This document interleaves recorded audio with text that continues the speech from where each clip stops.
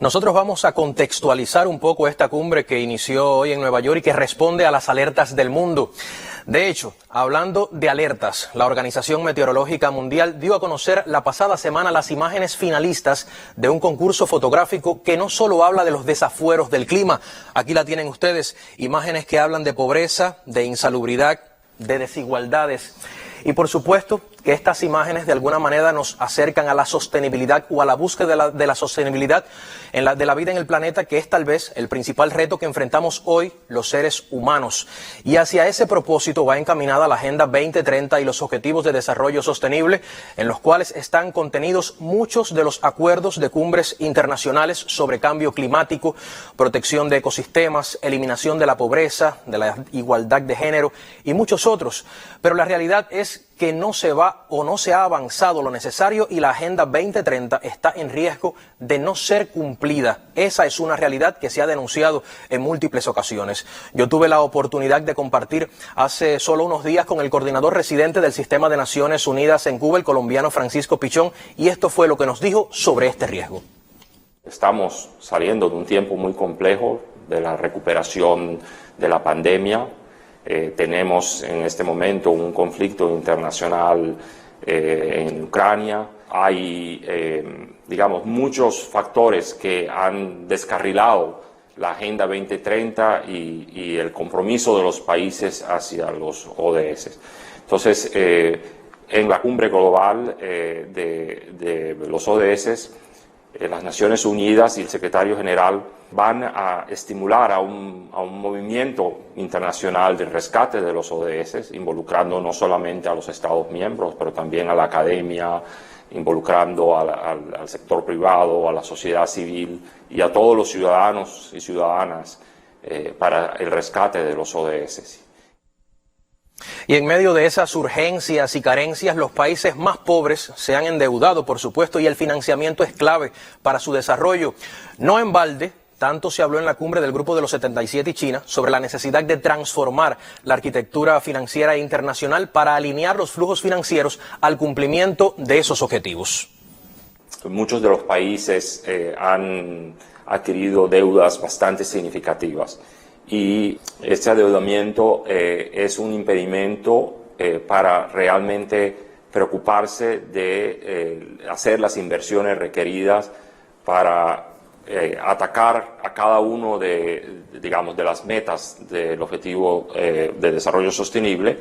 Y por eso el tema de la financiación para el desarrollo y el sistema financiero internacional, la reforma de la arquitectura del sistema financiero internacional es central. Sin inversiones, los Estados miembros no van a poder avanzar en esa agenda de manera significativa. Eso está claro. El bloqueo de Estados Unidos ha hecho un cráter en el sistema financiero cubano por cuanto limita las transacciones con el mundo. El coordinador residente de Naciones Unidas nos comentó que eso constituye un desafío adicional para el acompañamiento de los distintos programas que hoy Cuba impulsa como parte de su propia estrategia de desarrollo. Y los temas para los que se han priorizado en nuestra cooperación van desde el financiamiento para el desarrollo, la articulación de los nuevos actores económicos en el tejido productivo y económico del país para acompañar las prioridades del país, el fortalecimiento de los sistemas alimentarios locales, el apoyo a la industria biofarmacéutica, la lucha contra los impactos del cambio climático, la evolución de la matriz energética, los avances en el desarrollo territorial, el fortalecimiento de las capacidades municipales, la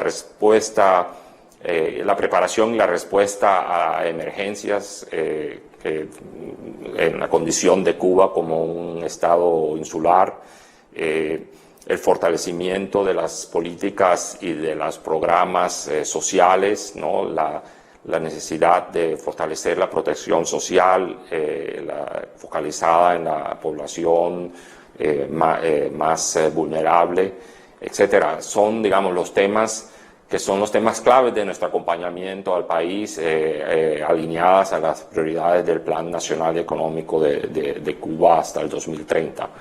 Y eso es precisamente, digamos, la Agenda 2030 en sus diferentes ámbitos, pero quiero hacer el énfasis que es Estos programas de Naciones Unidas articulados en nuestro marco de cooperación son el reflejo de que el país ha puesto sus prioridades en estos mismos temas de la Agenda 2030, para lo cual las Naciones Unidas acompañan al país y para lo cual el país hace una inversión con sus propios recursos para mantener la Agenda 2030, digamos, viva, con los compromisos de lograr los objetivos de desarrollo sostenible en el tiempo que nos queda. Esta es la visión que sobre Cuba tiene este colombiano que sí vive en Cuba. Hoy desde el Sistema de Naciones Unidas se impulsa la campaña Actúa Ahora, con la finalidad de involucrar a todos en función de un futuro común que ahora mismo peligra, y por eso la Cumbre de los Objetivos de Desarrollo Sostenible en Nueva York tiene tanta importancia. Por supuesto, también es verdad que esa importancia es menguada por el desdén histórico de los países desarrollados hacia las urgencias del sur global, y eso a veces hace que muchos se cuestionen si estos foros internacionales, estas cumbres, valen la pena. Eso le comentamos al coordinador residente de Naciones Unidas y lo explicó de este modo. Yo he escuchado varias veces que la esperanza es la moneda de las Naciones Unidas.